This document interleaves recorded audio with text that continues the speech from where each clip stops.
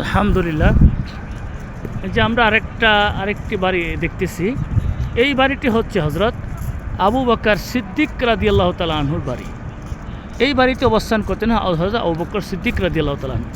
একদম কাছাকাছিতেই এই যে বাড়িটি হচ্ছে হজরত আলী রাদিয়াল্লাহু তাআলা আনহুর বাড়ি। পিছন দিক থেকে দেখালাম, এটা পিছন দিক থেকে হজরত আলী রাদিয়াল্লাহু তাআলা আনহুর বাড়ির নমুনাটা এরকম এখন একটা মসজিদের রূপ নিয়েছে। আর এটা হচ্ছে আবু বকর সিদ্দিক রাদিয়াল্লাহু তাআলা আনহুর বাড়ি।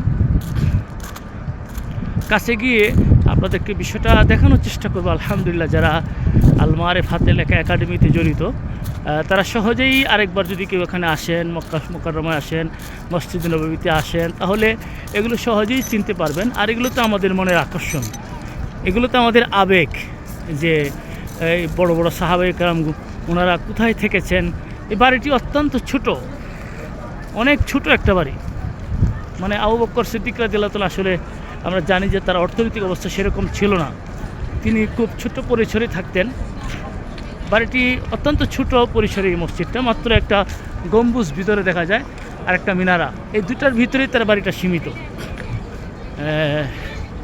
একটু দেখানোর চেষ্টা করি যে কিভাবে লেখা আছে তার বাড়ির গেটে, কিভাবে তার নামটা লেখা আছে। এই যে আমরা দেখতে পারি এখানে, এই যে দেখেন, হাযা মসজিদু সাইয়্যিদুনা আবু বকরিন রাদিয়াল্লাহু তাআলা আনহু as-সিদ্দিক রাদিয়াল্লাহু তাআলা আনহু। এই নিচে হলো as-সিদ্দিক রাদিয়াল্লাহু আনহু। এই যে বাড়িটা, এটা হযরত আবু বকর সিদ্দিক রাদিয়াল্লাহু তাআলা আনহুর বাড়ির যে নমুনা এটা ছিল। এই বাড়িতে হযরত আবু বকর সিদ্দিক রাদিয়াল্লাহু তাআলা মা আয়েশা সহ সবাইকে নিয়ে এখানে অবস্থান করতেন, এখানেই থাকতেন। এটাও এখন একটা মসজিদের মতো হয়ে আছে। এখানে ভিতরে গেলে নামাজ পড়া যায়, দু রাকাত করে নামাজ পড়া যায়। মসজিদে নববী যেহেতু একদম কাছে, ওই যে মিনারা দেখা যাচ্ছে, মসজিদ নববীর মিনারা দেখা যেতেছে, এই যে এটা কাছেই এই মসজিদ, এই যে মসজিদ নববী দিক থেকে আরও কাছে, এটা মসজিদে নববী। তো আপনাদেরকে একই ভিডিওতে আরেকটি বিষয় দেখাচ্ছি, মসজিদে গামাম।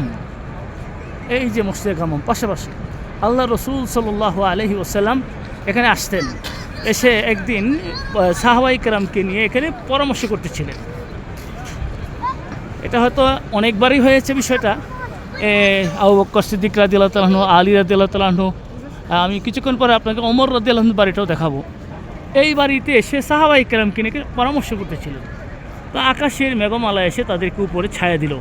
যেহেতু আরবের মধ্যে এই যে এখনও খোলা, সব কিছু খোলা, সব খোলা আকাশ, এখানে তো এখন তো কত আধুনিক সময়, তারপরও এই অবস্থা। আর তখন তো একদম খোলা ছিল, সাহাবায়ে কেরামকে নিয়ে এখানে পরামর্শ করতেন। ওই সময় মেঘমালা এসে তাদের উপরে ছায়া দিয়েছিল। এখানেও ভিতরে গিয়ে নামাজ পড়া যায়, তাই মসজিদের নাম মসজিদে গামাম। মসজিদে গামাম মানে মেঘমালার মসজিদ, আল মসজিদুল গামাম। গামাম মানে মেঘমালা, এটা প্রসিদ্ধ। এই যে আল মসজিদুল গামামাতি, মসজিদুল গামামাতি লেখা আছে, আমি একটু জুম করে দেখাবো ইনশাআল্লাহ। এই যে মসজিদুল গামামা, এটার ভিতরেও গিয়ে নামাজ পড়া যায়, নামাজ পড়া হয়। ঈদগুলো অনেক বড় বড়, এগুলো পরবর্তীতে হয়তো কোন সরকার ইতিহাস ঘাটতে পাওয়া যাবে, আপনারা ইউটিউবেও দেখে ওইগুলো খুঁজে বের করতে পারবেন। কিন্তু এখন তো সরাসরি দেখতে আসছি, আলহামদুলিল্লাহ, আল্লাহ পাক দেখাইতেছেন। এই ইতিহাস জড়িত সাহাবায়ে কেরামের পরামর্শের জায়গা। একদিন আকাশের মেঘমালা এসে তাদেরকে ছায়া দিল। মেঘমালার নামেই তখন মসজিদের নামকরণ করে এইটিকে স্থায়ী করে রাখা হয়েছে। ভিতরে নামাজ পড়ার ব্যবস্থাপনা আছে। মসজিদ নববীতেই জামাত হয়, যেহেতু নবীর কাছে, এখানে শুধু এসে নফল নামাজ পড়ার ব্যবস্থাপনা রয়েছে।